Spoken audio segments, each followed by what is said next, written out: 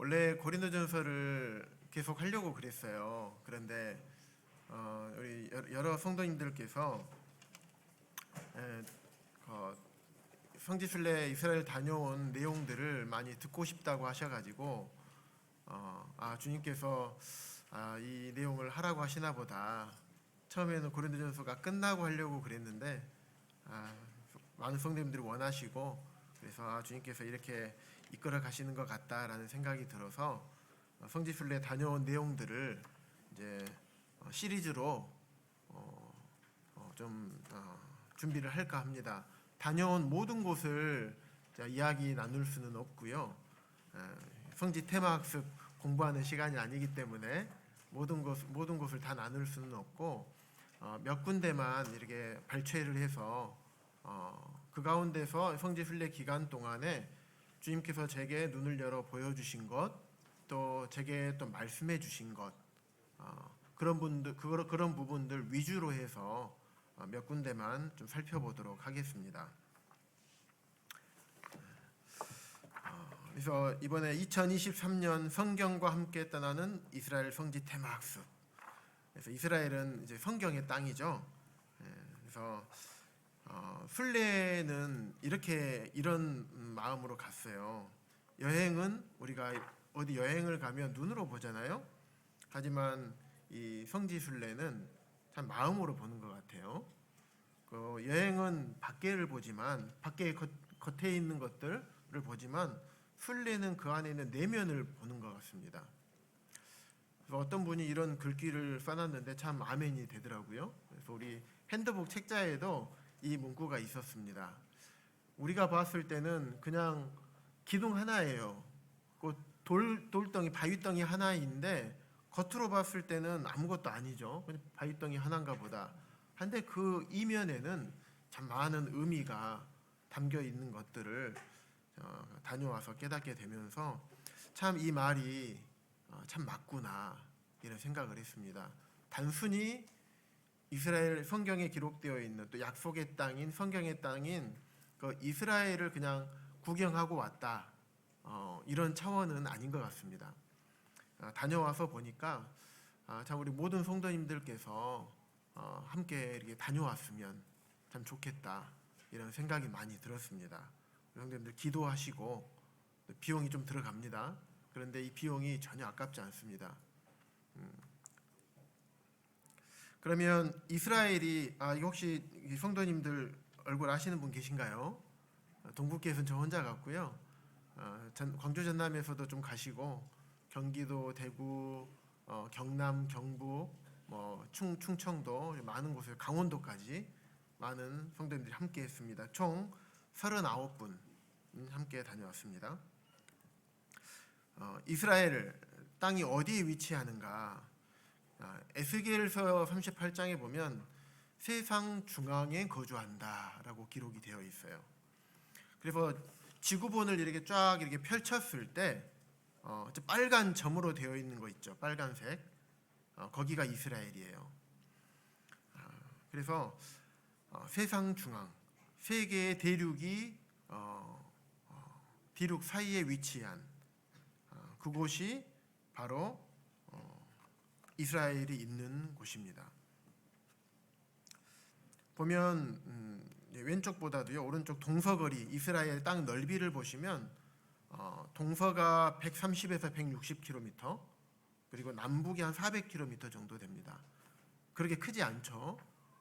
작은 땅입니다. 보시면 땅이 이렇게 생겼어요.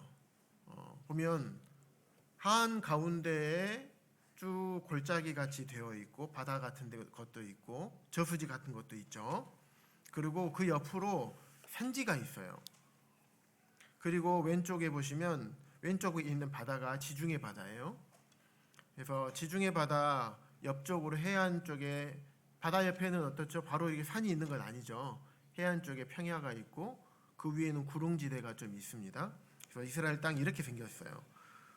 이거를 단면으로 딱 잘라보거나 땅을 이렇게 들어서 보면, 자르거나 이렇게 딱 들어서 보면 이스라엘 땅이 이렇게 생겨 있습니다. 그래서 보면 누가복음 10장 30절에 어떤 사람이 예루살렘에서 여리고로 내려가다가, 예루살렘은 지도상으로 보면 아래쪽에 있습니다. 여리고는 위쪽에 있어요. 북동쪽에 있어요. 그러면 어떤 사람 예루살렘에서 여리고로 올라가다가라고 해야 되는데 여기서는 예루살렘에서 여리고로 내려가다가 이렇게 표현이 돼 있단 말입니다. 왜 그런가 보니까 지형을 잘라 보니까 예루살렘은 해발 754m예요. 근데 여리고는 마이너스 258m입니다.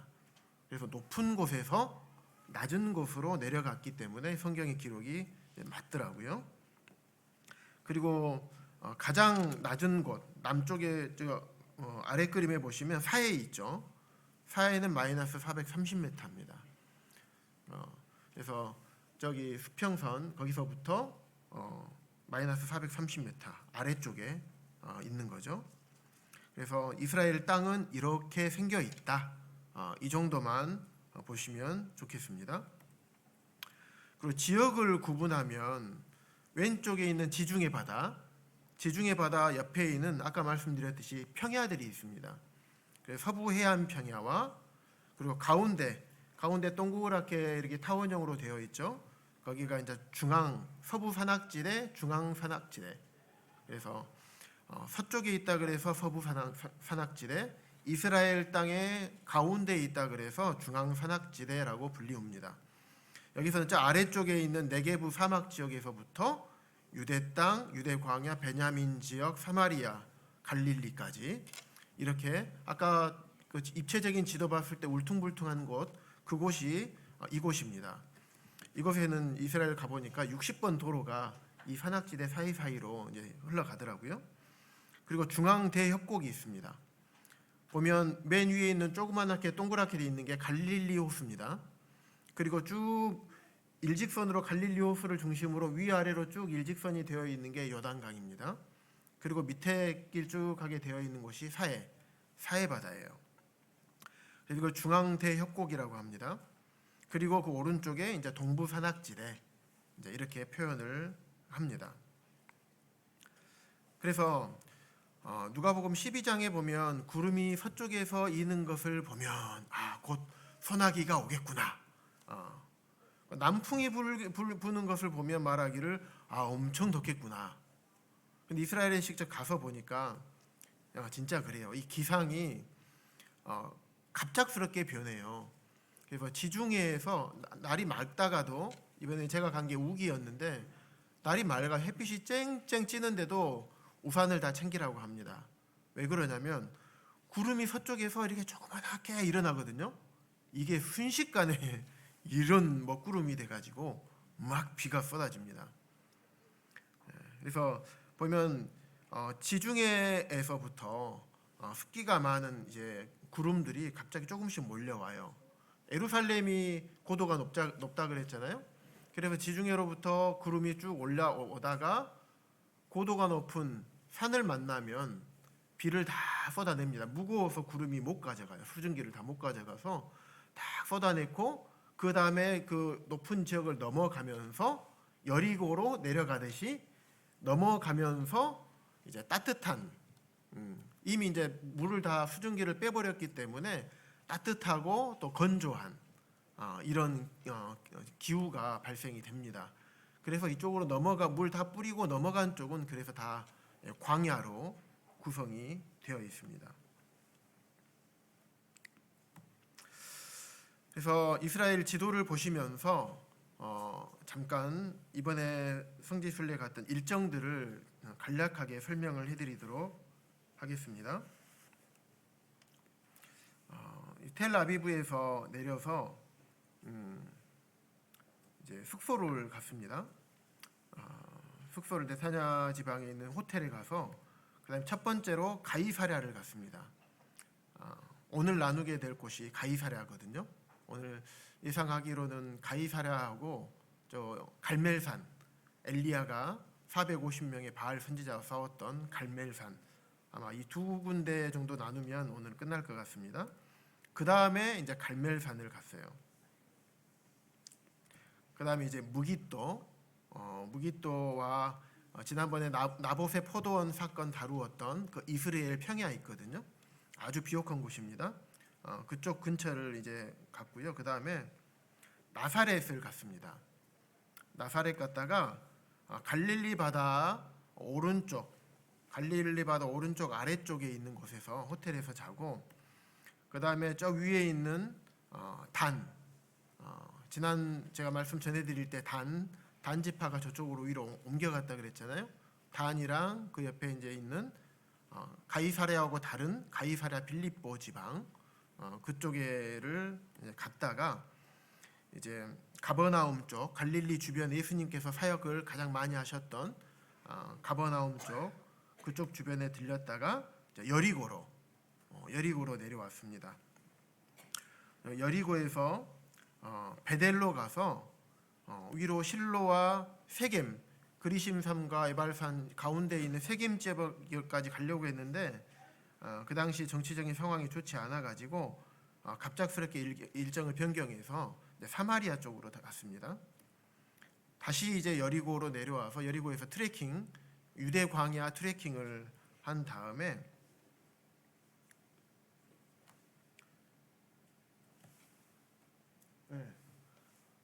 화면이 작아서 안 보였습니다. 쿰란 사해사본이 있는 사해사본 성경이 발견된 쿰란 동굴도 이제 다녀왔습니다.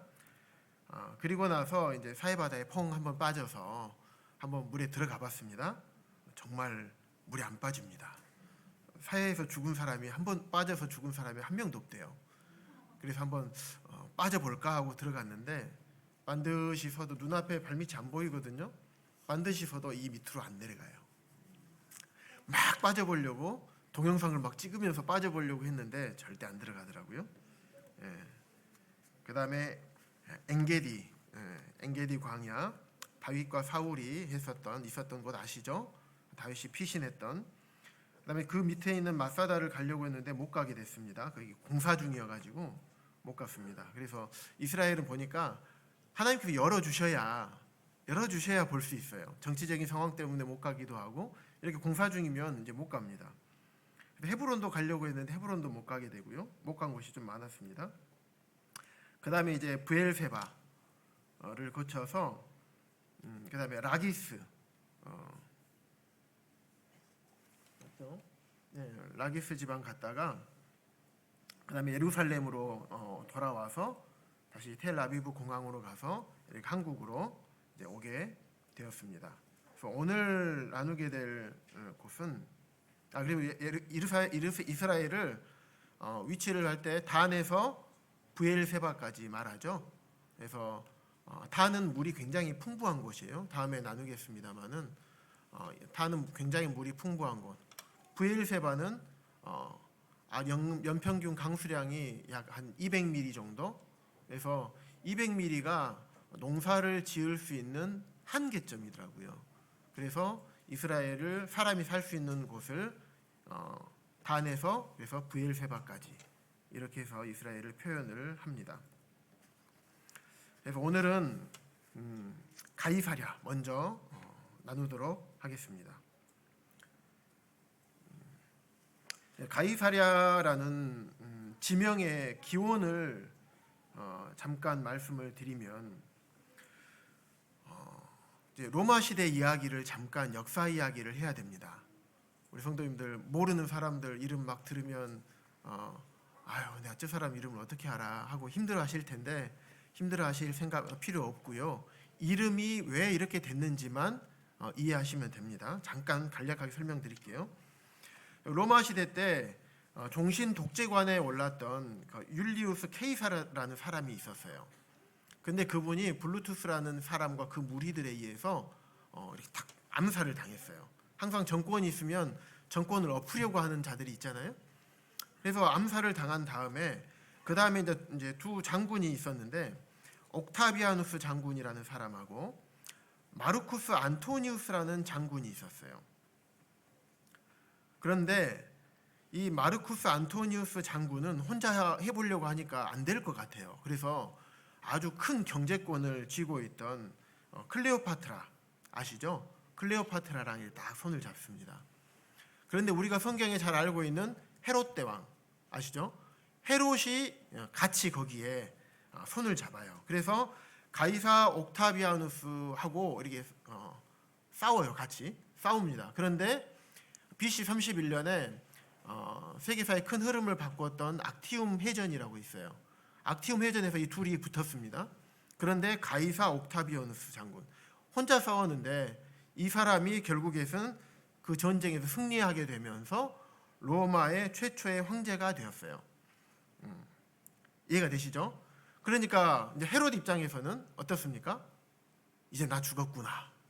왜냐하면 나는 떨어질 동화끈, 썩은 동화줄을 잡고 있었던 거예요. 그러면 보통 어떻게 합니까? 전쟁에서 싸워서 우리가 졌어. 그러면 그 진 사람 쪽에 있던 우두머리급들은 어떻게 합니까? 다 이렇게 처형을 하잖아요. 헤롯이 이제 두려운 거예요. 어떻게 해야 될까? 고민하다가 도망쳐도 죽고 어찌 됐든 나는 죽게 돼 있어요. 헤롯이 딱 머리를 짭니다. 내가 가이사에게 전쟁에 승리한 가이사 옥타비아누스에게 내가 가야 되겠다. 그래서 가이사에게 찾아갑니다. 헤롯은 왕관을 벗고 평민의 차림으로 가이사에게 찾아가요. 뭐라고 했겠습니까? 살려주세요. 제가 잘못했습니다. 이랬을까요? 아니에요. 왕의 위엄을 그대로 가지고, 복장은 평민 복장이었지만 왕의 위엄을 그대로 가지고 가서 가이사에게 딱 무릎을 꿇고 얘기합니다. 제가 충성한 것은 그 사람이 아닙니다. 내가 그 사람과 한 약조 때문에, 동맹 관계 때문에, 신뢰 관계 때문에 저는 그 사람에게 충성을 했던 것입니다. 내가 안토니우스에게 충성한 게 신뢰 관계 때문에 그랬습니다. 그래서 나는 가이사에게 대항하기 위해서 그와 손잡은 게 아니다. 나는 그 사람과 신뢰 관계 때문에 내가 그렇게 한 거다. 그 말은 무슨 말입니까? 나는 가이사 당신과 신뢰 관계를 맺으면 그 어느 누구에게도 나는 다 대적할 수 있습니다. 나는 신뢰 관계를 굉장히 중요시 생각하는 사람이기 때문에 나를 생각해 주십시오라는 의미였어요. 헤롯 머리 잘 썼죠. 굉장히 똑똑한 사람 같아요. 그래서 어떻게 됐을까요? 그 뒤에 성경에 많이 기록이 되어 있죠. 헤롯이 승승장구합니다. 그래서 유대인의 왕으로 세움을 받습니다. 그래서 헤롯이 어떻게 됐을까? 이제 든든한 로마의 최초의 황제가 된 가이사의 뒷배를 얻게 됐죠. 헤롯은 가이사에게 어떻게 했습니까? 굉장히 감사하겠죠. 얼마나 고맙겠어요? 그래서 내가 이 황제에게 나를 다시 살려주고 뿐만 아니라 내가 다시 왕이 돼서 유대를 다스릴 수 있도록 해주고 앞으로 나의 뒷배가 되어주실 그 대왕에게 내가 어떻게 해야 될까? 이 황제에게 어떻게 해야 될까? 하면서 수많은 건축물들을 짓고 가이사에게 영광을 돌리기 위해서, 가이사를 기쁘게 하기 위해서 건축물을 만들기 시작합니다. 그 중에 하나가 이 가이사랴에 있는 항구예요. 자연적으로 생긴 항구가 아니라 인공적으로 만든 항구였습니다. 그래서 그 항구 이름을 가이사 황제의 이름을 따서 가이사 아구스도라고 지었습니다. 그런데 히브리어나 헬라어에서는 땅 이름 자체는 여성 명사이기 때문에 가이사라고 하지 못하고 여성 명사로 가이사랴라고 지을 수밖에 없었어요. 가이사랴라는 뜻이 무엇이냐? 이것만 아시면 됩니다. 가이사, 로마 최초의 황제가 된 가이사의 이름을 따서 헤롯 대왕이 지은 거구나. 이렇게 아시면 됩니다. 그래서 이 가이사랴라는 곳에 이제 헤롯이 항구를 만들었고, 그리고 헤롯 궁전을 짓습니다. 그리고 거기에 나중에 빌라도가 예수님을 십자가에 못 박으라고 했던 빌라도가 지내는 어떤 로마 총독부가 되었죠. 그리고 이곳은 가이사랴라는 곳은 최초의 이방인 백부장 고넬료 아시죠? 고넬료가 구원받은 곳이고요. 또 사도 바울이 로마로 압송되기 전에 2년간 이 총독부에, 로마 총독부에서 갇혀 있었던 그곳이 바로 이 가이사랴라는 곳입니다. 가이사랴가 이렇게 생겨 있어요. 보시면 헤롯 궁전과 헤롯 인공 항구 있죠. 저 위쪽에 보시면 인공 항구가 있고 배너 영화 혹시 보셨습니까? 전차 경기장 히포드롬이라고 전차 경기장도 있고요. 그다음 로마 연극장 많이 보셨죠? 로마 연극장 저런 식으로 생겨 있어요. 그래서 이곳에 사람들이 어떻게 살았는가 보니까 이렇게 살았어요. 이 가이사라는 이 한 마을이에요. 한 마을 공동체고 그 안에 원형 극장도 있었고 헤롯이 거했던 헤롯의 궁이 있었고 저 맨 위쪽에 보시면 항구가 있었고 경기장도 있었고 로마 총독관 그리고 작은 집들은 일반 사람들이 살고 있는 이런 집들입니다. 그런데 일반 사람들이 살고 있는 집들은 거의 터만 남았어요. 그리고 원형 극장 오른쪽 맨 아래쪽에 있는 반원 극장이라고 되어 있는데 이렇게 딱 막혀 있잖아요. 근데 지금은 이쪽 한쪽 벽은 다 허물어져 있고 그리고 나머지는 좀 무너져 있는 거 좀 보수해 가지고 원형 극장이 남아 있습니다. 그리고 주변으로 이렇게 성벽이 있죠. 보호하기 위해서. 그리고 저 위쪽에 보면 아우구스투스 황제 신전도 헤롯이 건설을 했습니다.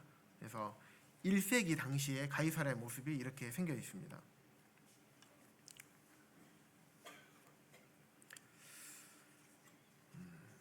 그래서 가이사랴 항구 지도인데요. 보면 헤롯 대왕에 의해서 건설된 인류 최초의 인공 항구예요. 약 한 12년간에 걸쳐서 지었어요. 항구 짓는데. 그리고 베드로가 고넬료에게 침례 줬던 그 장소. 그리고 빌립의 집이 이 가이사랴에 있었습니다. 그리고 바울이 베스도 총독으로부터 재판받고 구류되었던 곳. 그래서 가이사랴 항구가 이렇게 생겨 있다라는 것을 생각하시면 되겠습니다. 그리고 로마 연극장이에요. 아까 뒤쪽에 보면 이좀 막혀 있었는데 그게 다 허물어져 버렸어요. 그래도 저 밑에서 소리를 딱 치잖아요. 아 하면 이 소리가 저 끝에서도 이 비슷한 크기로 들려요. 그 당시에는 전기가 없잖아요. 전기가 없으니까 이런 마이크와 스피커가 없겠죠. 그런데 거기서 연설을 하거나 노래나 공연을 하게 되면 저 뒤에까지 들려야 돼요. 많은 사람들이 참석을 해야 되니까 3, 4천 명이 앉을 수 있는 좌석인데 많은 사람이 끝까지 들려야 돼요. 그래서 이 사람들이 로마의 건축가들이 이렇게 지은 거예요. 헤롯 보면 인공 항구 지을 때도 굉장히 특이하게 지었는데 이 로마 연극장을 지을 때도 헤롯이 굉장히 과학적으로 지었어요. 나중에 이제 잠깐 살펴보겠지만 이제 도수교라고 있는데 이쪽에 물이 없는데 물을 저 12km 떨어져 있는 갈멜산에서부터 쭉 물을 끌어와요. 그 기술도 엄청납니다. 이 물을 끌어오려면 펌프질하지 않는 이상 물은 어떻습니까? 높은 데서 낮은 데로 흐르죠. 그런데 이 우리 조용훈 선생님 잘 아시겠네. 이게 물매를 잡는다 하잖아요. 물매를 잡는데 100m당 100m인데 100m 길이에 물매를 2cm 길이로 잡습니다. 100m 길이의 물매를 잡는데 가장 높은 곳에서부터 낮은 곳까지 높이 차이가 2cm예요. 그렇게 해서 12km를 잡아놓은 거예요. 굉장하죠? 헤롯이 건축에 좀 조예가 깊었던 것 같아요. 그래서 이 로마 연극장을 했어요. 만들었는데 이 내용이 사도행전 12장에 있어요. 헤롯 아그리파 1세가 그 연설하니까 사람들이 이거는 사람의 소리가 아니구나 신의 소리다 하고 헤롯에게 영광을 돌려요. 헤롯이 자기가 영광을 받아서 주의 사자가 고치니 벌레에서 먹혀 돌연사한 곳 그곳이 이 로마 연극장입니다. 그래서 그 헤롯이 보면 헤롯 대왕이 아니라 헤롯 대왕의 손자인 헤롯 아그리파 1세였습니다. 참고하시면 되겠습니다. 그래서 헤롯이 이 가이사 자기를 살려줄 뿐만 아니라 다시 유대의 왕으로 세워준 가이사의 은혜에 보답하기 위해서 항구를 이제 건설했죠.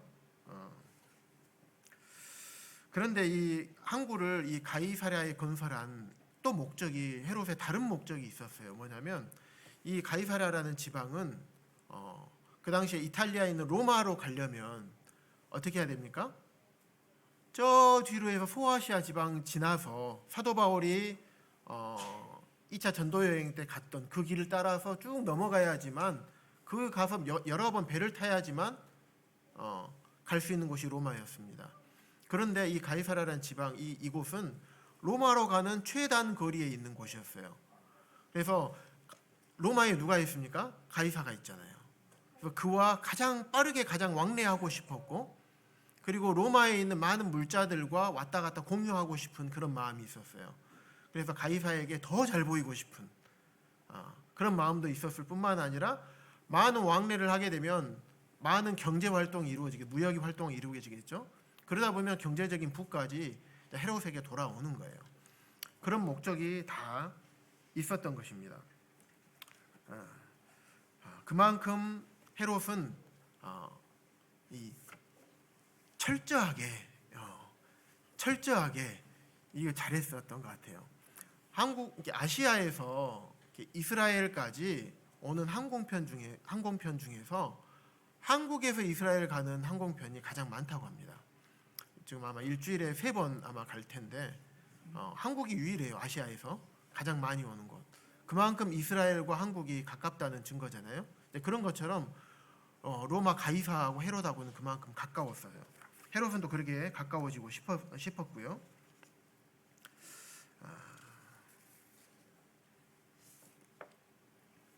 그리고 뿐만 아니라 헤롯은 바다와 인접해 있는 곳에 바닷가에다 바로 헤롯의 자신의 궁전을 지었어요. 그래서 그 당시 로마 당시의 궁전의 어떤 건축 문화를 살펴보려면 특징이 뭐냐면 이 모자이크 문양이 참 많습니다. 그래서 이 바닥에 보니까 헤롯 왕궁터의 바닥에 보니까 모자이크 문양이 있는 거예요. 그래서 이곳이 로마 시대에 건설한 곳이구나, 이런 부분들을 알게 된 것이에요. 그 위에 보시면 꼭 뭐같이 생겼습니까? 좀 이렇게 쭉 파져 있죠.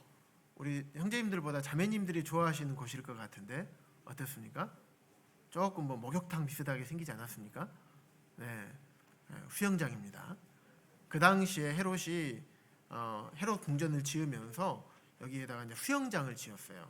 그래서 밀물 때는 물이 들어와서 딱 지중해 바닷물이 딱 차고, 썰물 때는 또 빠지고, 이렇게 해서 그들의 문화를 살펴볼 수가 있어요. 굉장히 부유하게 그런 문화를 즐겼겠죠. 왜냐하면 그곳은 아까 말씀드린 것처럼 물이 부족한 곳이기 때문에 이런 문화를 만들었습니다.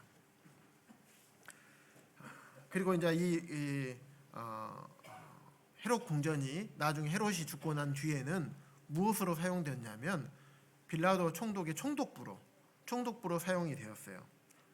로마 총독부로 사용이 되어서 그 당시 예수님을 십자가에 못 박으라고 했던 빌라도가 머물렀던 그런 곳으로 나중에 바뀌게 됩니다. 그런데 그래서 이 빌라도가 평상시에는 이 가이사랴에 있는 이 로마 총독부 건물에서 지냅니다. 그런데 유대인들이 이제 1년에 3번씩 6월절이나 77절이나 초막절 1년에 3번씩 예루살렘으로 가서 예배를 드려요. 예루살렘으로 갑니다. 그러니까 이제 평상시에는 이 가이사랴의 총독부에 있는 건물에 머물다가 1년에 3번씩 되면 유대인들이 다 그쪽으로 가잖아요. 그럴 때 같이 이제 빌라도 총독도 같이 따라가요. 예루살렘 성 안에 있는 이제 그쪽의 총독부에 또 거기에 머물게 돼요. 왜 그러냐면 나중에 이제 거기 가서 그들이 이제 밀란이나 폭동을 일으킬 수 있기 때문에 그들을 감시하기 위해서 빌라도가 따라서 갑니다. 그리고 그 절기가 끝나면 다시 그들과 함께 가이사랴로 이 총독부 건물로 돌아옵니다. 그런데 1960년대까지 이 빌라도에 대한 역사적인 기록이나 유물이 없었어요. 하나도 밝혀지지가 않는 거예요. 다른 유물들은 있는데 그러면 어떻게 될까요? 빌라도가 우리 사복음서에서 신약 성경에서 아주 큰 역할을 차지하죠. 예수님 십자가에 못 박으라 라고 했던 인물이잖아요. 근데 그 인물이 성경 외에 기록이나 어떤 유물이 전혀 없는 거예요. 그러니까 많은 사람들이 하나님을 대적하는 자들이 바라 없지 않느냐.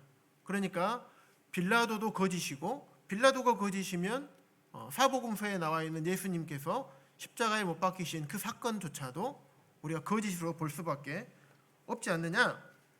이러면서 대적을 했었습니다. 그런데 이곳에서 빌라도 총독의 비문이 1961년에 발견이 됩니다. 그래서 저기 티베리움 황제의 본디오 빌라도, 그래서 유대 총독 본디오 빌라도가 자기가 이쪽에 총독으로 부임을 기념해서 티베리우스 황제에게 이 티베리움이라는 신전을 지어서 바칩니다 라고 하는 이 빌라도 비문을 발견을 하게 돼요.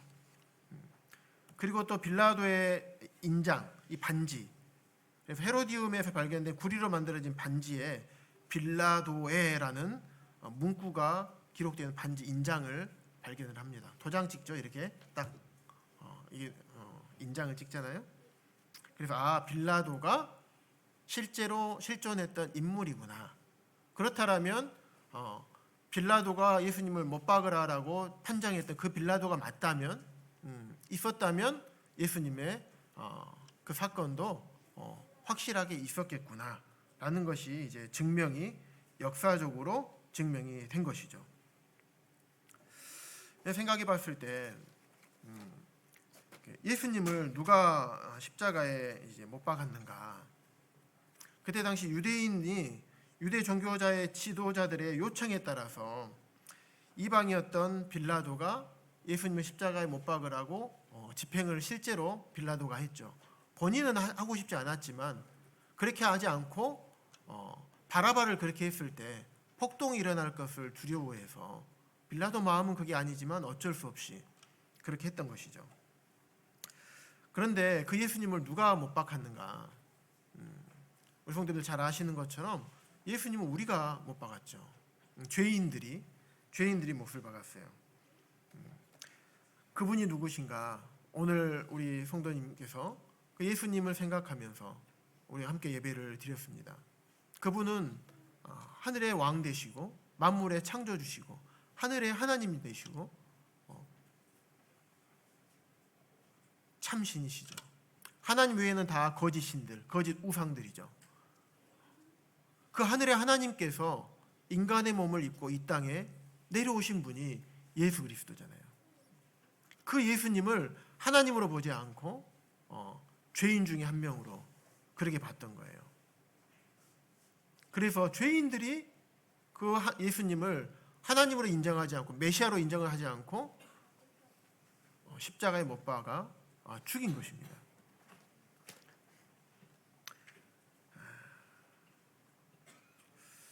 베드로전서 잠깐 2장 24절 말씀 함께 찾아보실까요? 베드로전서 2장 24절.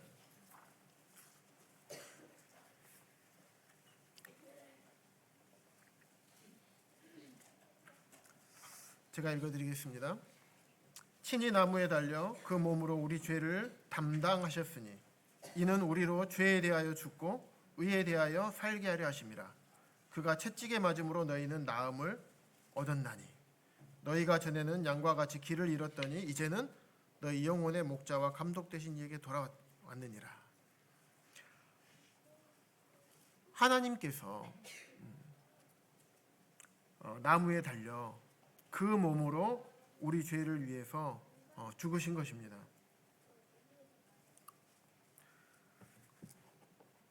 그분이 죽으셨기 때문에 우리의 모든 죄가 용서될 수 있는 충분한 조건이 되는 것이에요. 사람이 죽었다면 그렇게 안 됐겠죠.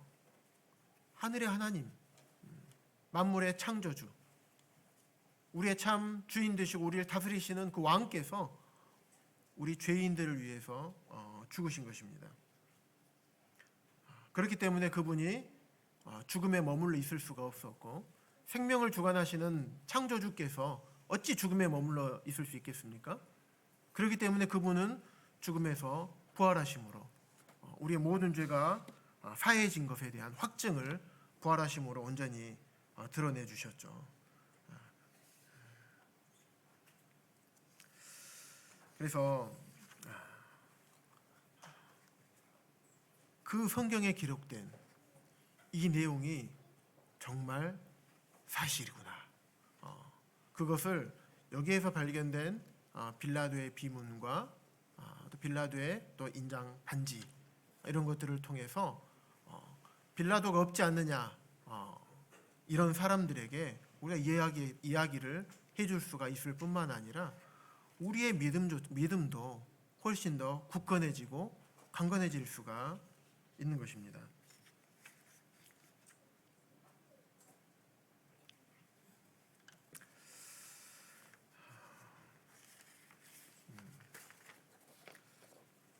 여기 보시면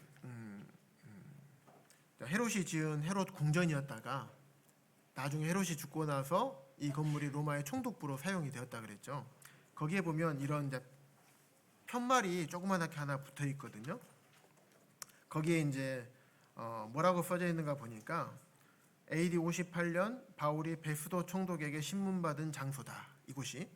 그리고 이 항구에서 로마로 출발하였다. 바울은 로마에서 재판을 받았고 몇 년 후 처형을 당했다.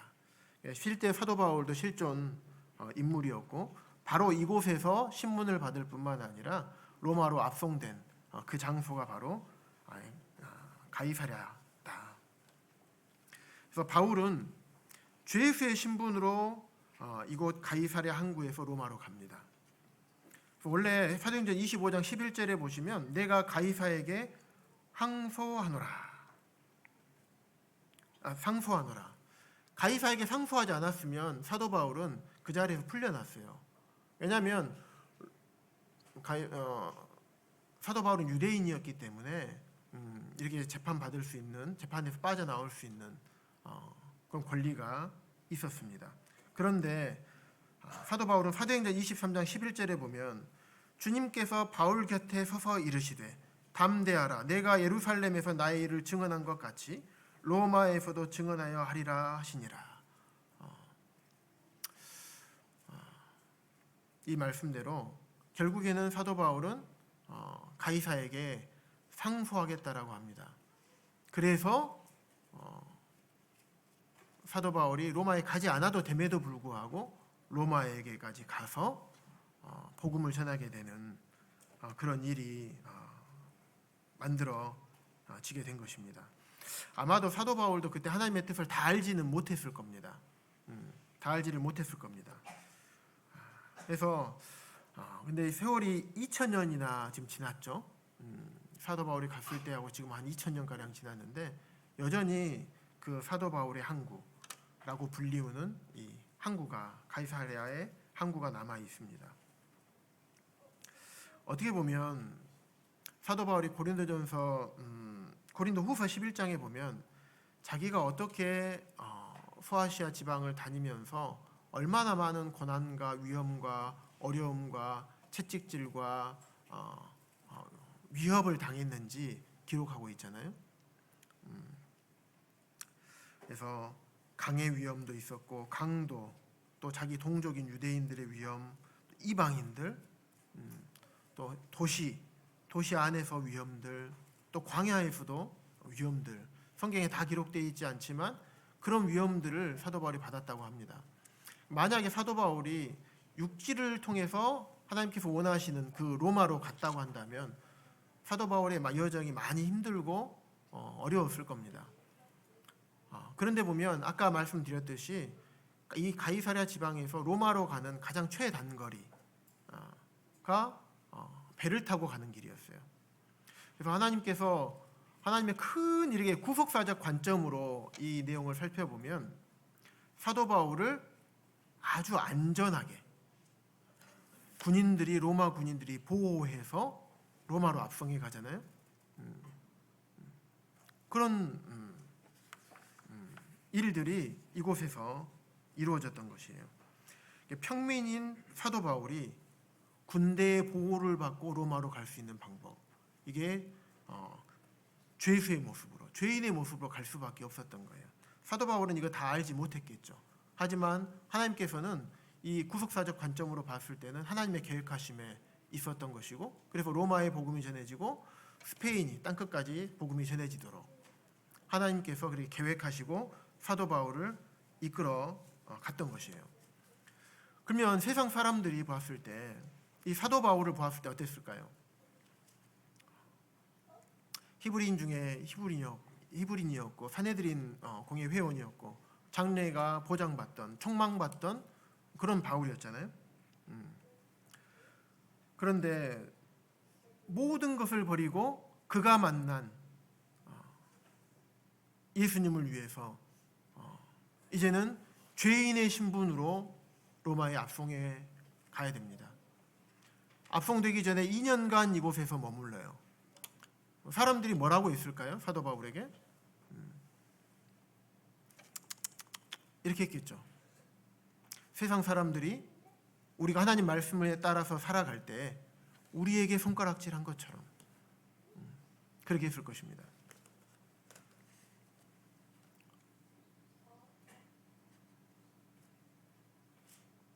그런 얘기 들으면 우리 기분이 어떻습니까? 이번에 전에 다녔던 직장에 다른 일 때문에 잠깐 들렸는데 저한테 제 직장 상사분께서 그런 말씀 하시더라고요. 돈 많이 벌어? 네. 돈 많이 벌었어? 돈이 최고야. 그 말은 무슨 말이냐면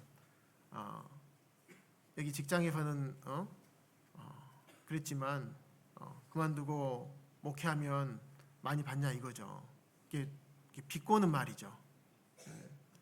그러면서 나는 우리 병원에 거쳐간 사람들이 다 잘 됐으면 좋겠다. 그래서 제가 한마디 했습니다. 아마도 이 병원 거쳐간 모든 사람보다 제가 가장 잘 됐을 것입니다. 저는 영원한 생명을 얻었고 나에게 생명 주신 주님을 섬기는 자이기 때문입니다. 라고 했더니 아무 말 안 하고 웃고 차 한잔 하러 가자 그러더라고요. 사도 바울도 아마 이러지 않았을까 생각합니다. 사람들은 사도 바울이 믿고 있는 예수님 가치 없는 분이고 죽어버렸지 않느냐, 아무런 의미 없지 않느냐 이렇게 아마 얘기할 겁니다. 하지만 사도 바울은 어땠습니까? 그가 만난 예수님을 사도 바울은 부정할 수 없었어요. 왜? 자기가 만났거든요. 내가 그분을 위해서 내가 죽는 것도 자기에게는 유익이었던 거예요. 세상에 많은 사람들이 나를 손가락질하고 비난하고 미쳤다고 말할지라도 사도 바울은 자기가 만난 예수님을 부정할 수 없었어요. 그분을 위해서 사는 것이 가장 복된 일이었다라고 사도 바울은 굳게 생각을 했을 것입니다. 우리도 이 땅을 살아가면서 우리에게 많은 가족들, 믿지 않는 가족들, 또 주변의 직장 동료들, 친구들, 학교에서 학생들, 우리에게 그렇게 말할 수 있어요.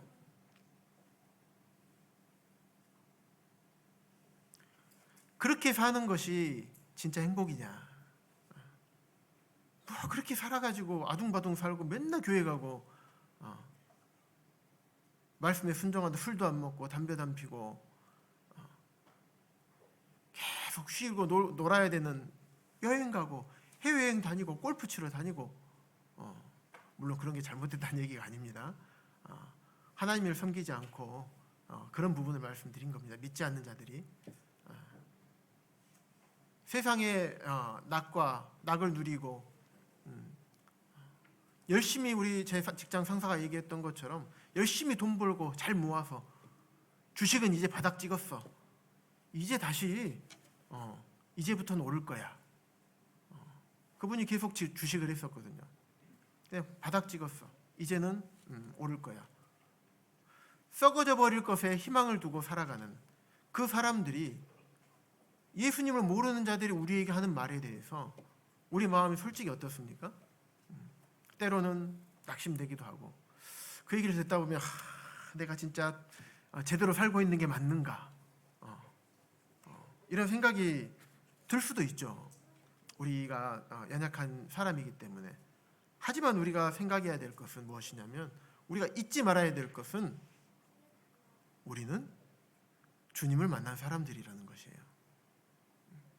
비록 사도 바울처럼 직접 음성을 들려주시고 딱 이렇게 부르시는 것은 아니지만, 주님께서 우리를 죄에서 구원하시고 주님의 품 안으로 들어올 수 있도록 해주신 사실을 우리가 다 알죠.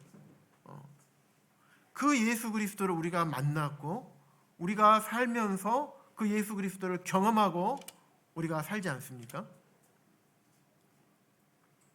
그렇기 때문에 우리가 바울과 똑같은 삶을 살 수 없을지라도 바울과 같은 마음으로 우리가 살 수는 있습니다. 그리고 그렇게 사는 것이 지극히 합당한 것이고, 그렇게 살았을 때에 주님께서 기뻐하시는 그런 우리의 삶이 되는 것입니다. 우리가 하나님께 영광을 돌려드리는 게 무슨 의미가 그게 무슨 의미입니까? 우리가 하나님께 영광을 돌려드리면 하나님이 더 영광스럽게 되고, 하나님께 영광을 돌려드리지 않으면 하나님의 영광이 적어지거나 사라집니까? 그렇지 않죠. 하나님은 그 존재 자체로만으로도 영광스러운 분이시고 충분히 영광스러우십니다. 우리가 영광을 돌려드린다고 해서 그분 영광을 더 영광이 빛이 나고 그런 게 아니죠. 우리가 사람 입장에서 하나님께 영광을 돌려드린다, 이게 무엇일까 생각해 보면 하나님을 기쁘시게 하는 것. 그랬을 때 하나님께서 영광을 받으시고 그게 바로 하나님의 기쁨이 되지 않을까. 우리의 삶도 세상이 누가 나한테 뭐라고 하더라도, 세상 사람들이 추구하는 것들을 우리한테 막 얘기하면서 봐라 나는 이만큼 있다, 너희들은 뭐냐, 아무리 우리에게 이야기할지라도 우리가 흔들리지 않을 수 있는 게 있잖아요. 우리에게는 주님이 계시는 거예요. 사도 바울에게도 주님이 계셨던 것입니다.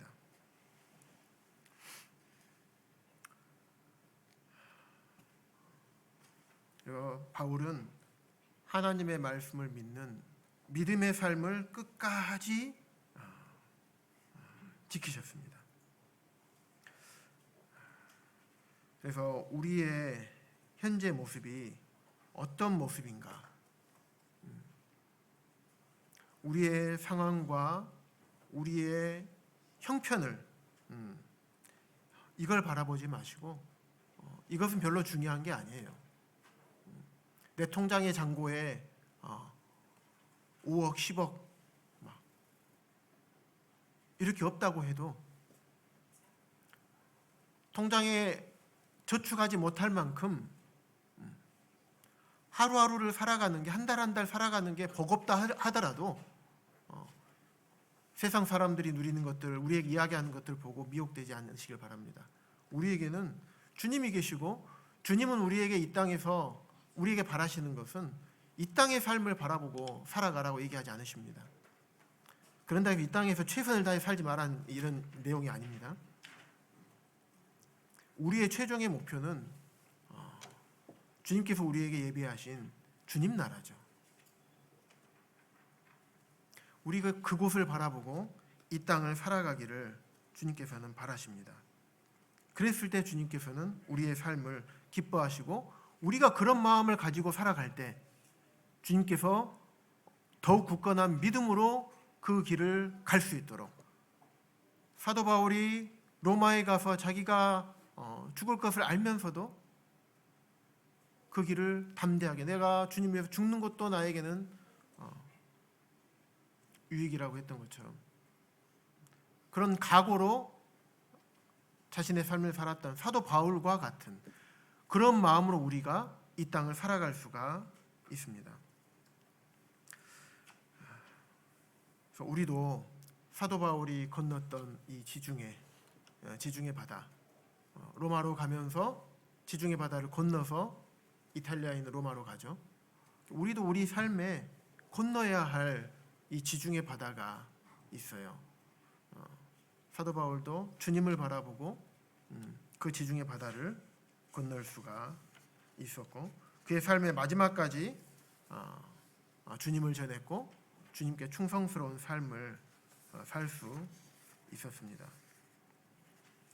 그래서 우리가 배를 타고 이탈리아로 가기로 작정되매 바울과 다른 죄수 몇 사람을 아구스도대 백부장 율리오란 사람에게 맡기니, 이곳에서 헤롯이 만든 인공 항구, 이곳에서 바울 사도가 배를 타고 지중해를 건너서 로마로 갔던 것입니다. 그래서 이곳에서 김정환 이제하고 주님 내가 여기 사오니 나를 보내소서, 이 찬양을 부르면서 손은 어디를 향했습니까? 자를 보내소서, 나를 보내소서, 자를 보내소서. 서로. 근데 모두가 그랬어요. 모두가 나를 보내소서, 자를 보내소서. 네. 우리가 건너야 할 곳, 우리가 가야 할 곳, 우리가 건너야 할 곳이 지중해예요. 우리 삶에 지중해를 건너야 돼요. 그것은 짜가 걷는 게 아닙니다. 다른 성도가 걷는 게 아닙니다. 내가 걸어야 돼요. 내가 건너야 되고, 내가 그곳에 가야 됩니다. 내가 가서 복음 전해야 되고, 내가 그 삶을 살아야 되는 것이죠. 그게 사도 바울이 살았던, 사도 바울이 갔던, 사도 바울이 추구했던 인생의 삶의 방향, 그가 걸었던 인생의 길이었던 것입니다.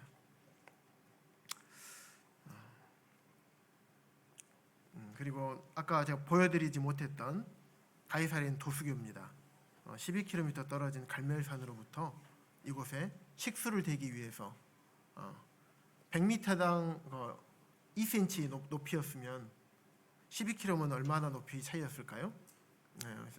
성도님들이 계산을 알아서 해보시기 바랍니다.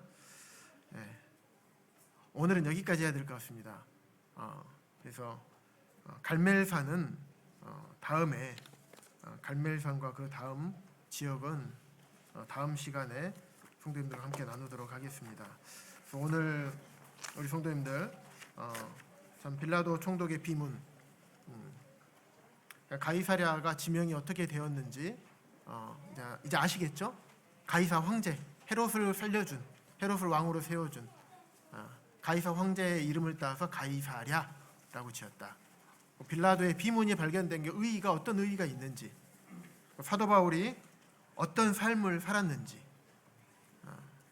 오늘 시간들을 통해서 성도님들 우리의 삶을 돌아보고 우리가 남은 삶을 어떻게 살아야 할지, 주님은 내 십자가를 지고 주님을 따르라고 했잖아요. 그 주님의 말씀대로 사도 바울은 자기 십자가를 지고 지중해를 건너서 갔습니다.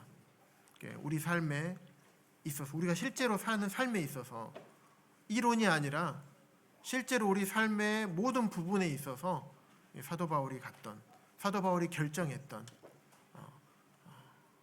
그 결정, 그가 주님을 만났기 때문에 우리도 동일하게 주님을 만났기 때문에, 그래서 그런 삶을 살아가는 저와 우리 모든 성도님들이 되기를 바라는 마음이 있습니다. 기도드리시고 말씀을 마치겠습니다.